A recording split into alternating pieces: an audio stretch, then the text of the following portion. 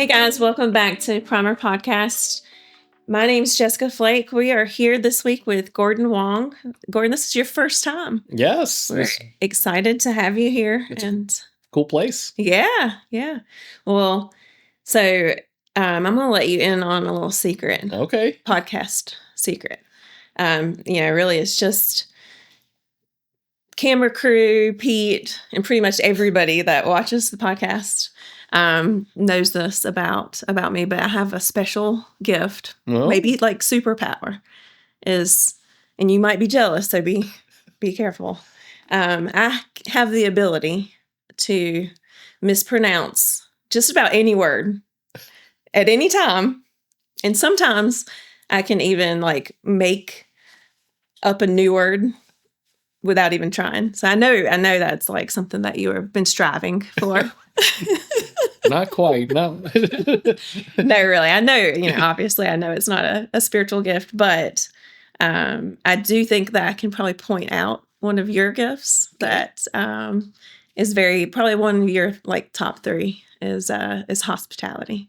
And I think you just showed that so well in a biblical way. Well, thank you. Yeah. Thank you. And it's just evident. Not only have you shown it to, my husband and I, but when I have conversations, I'll ask, well, have you met Gordon yet? And, oh yeah, we just had dinner at his house and met Michelle. And so, I think you have shown not a few, but just so many of our congregation what true biblical hospitality looks like.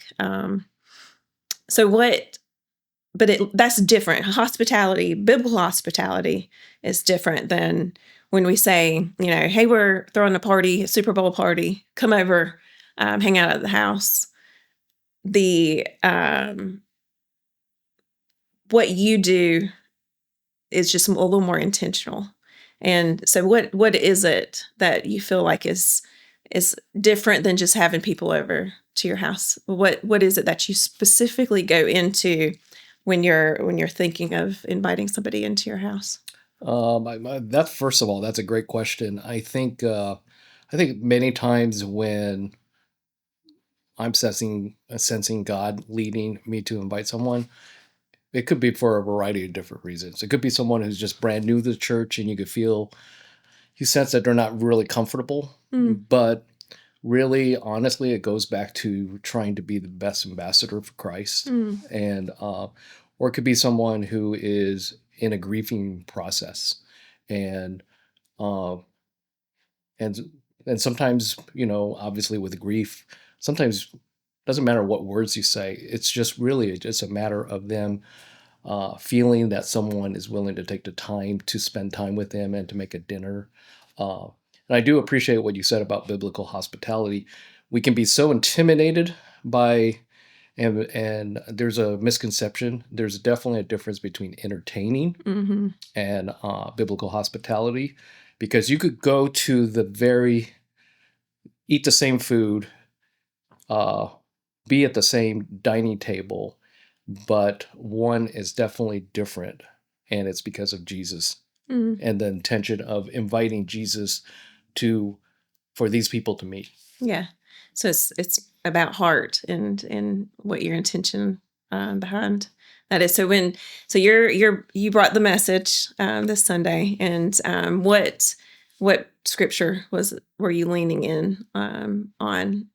Well, I was definitely leading into Luke 10 verses 38 to 42, and it's basically it was the 2 sisters, Martha and Mary, spending time with Jesus. And it was just a really interesting, honestly, I was fascinated by the passage, how, and the thing is, biblical hospitality, we are by no means like experts at it, because you do get into it. It is sometimes very difficult, but sometimes I have come to learn, sometimes it's okay for things not to be perfect. There's been times when I'm like, I'm tense and I'm barking at Michelle, and I'm like, we got 5 minutes. Are those potatoes done? And all of a sudden, a ding dong gets in. We're like, hello, so it's, so I think the reason why this passage really resonated with me is Martha got caught up in being a perfectionist, being Right. busy,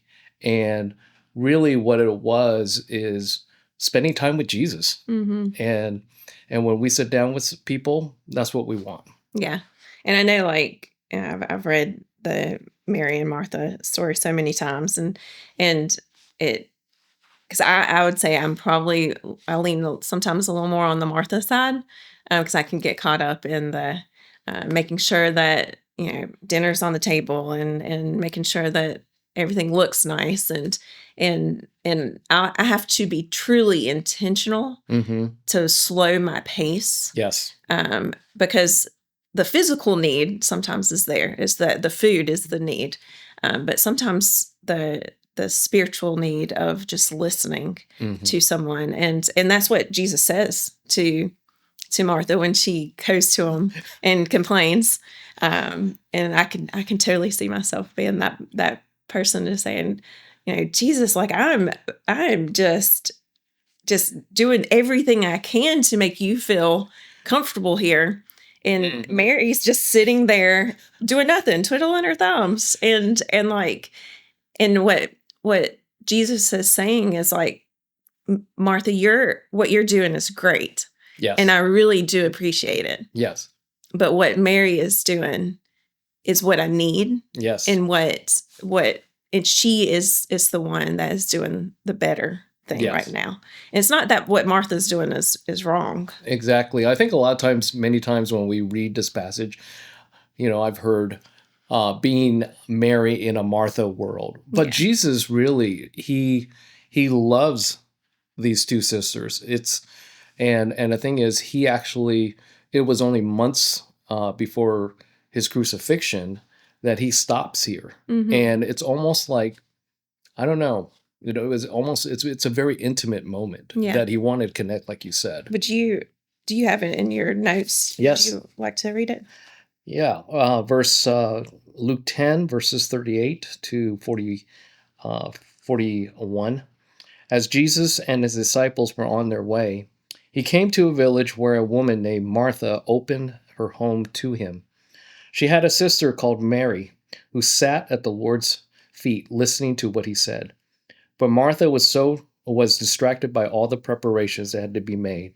She came to him and asked, "Lord, don't you care that my sister have left me to do all the work by myself? Tell her to help me."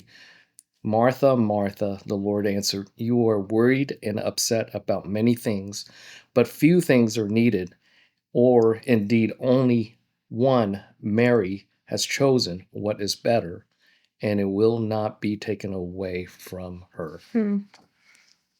Yeah, I've always loved that passage, and it does remind me to slow my pace down, and listen, and not be frazzled when things aren't exactly the way I expect them to be, because so many times our guest, our friend, is in need of something different than what we're thinking they are, um, and this type of hospitality is modeling what God has done for us, and the way that how hospitable He is to us as well. And so I think that being able to show that to others, and be able to continue to show others that type of hospitality is what we're meant to do as Christ followers.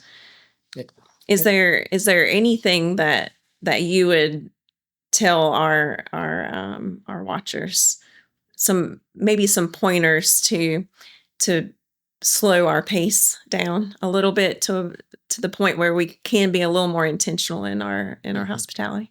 Well, I like what you said about what you said, Jessica, about like slowing down. Phil Anderson, our spiritual director, formation pastor, he said the very place of eating, you have to chew. So it actually really truly makes you slow down, and it gives a space to listen. And I do think like one of the things that people find intimidating about hospitality is like some people don't like to cook. Well, you don't have to cook. You could order in. It's really I mean, obviously you want decent food, but you're not. We're not being on a Food Network show. So I think people. I think it would help if people realize sometimes it's really about the being with people. Mm-hmm.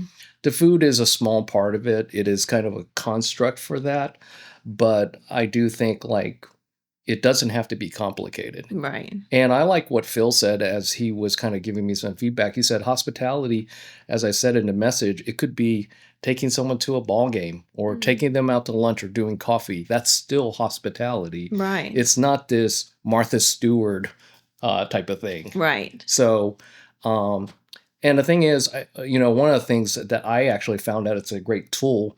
I found this box of cards that you could buy on Amazon, and it's basically a card with all these questions so you could know your guest better. They're kind of fun, like what's your favorite movie? What movie made you laugh the hardest? Or if you won $1 million, what would you do with that $1 million? And really, it's about, like you said, people are so wanting to desperately connect and be with people.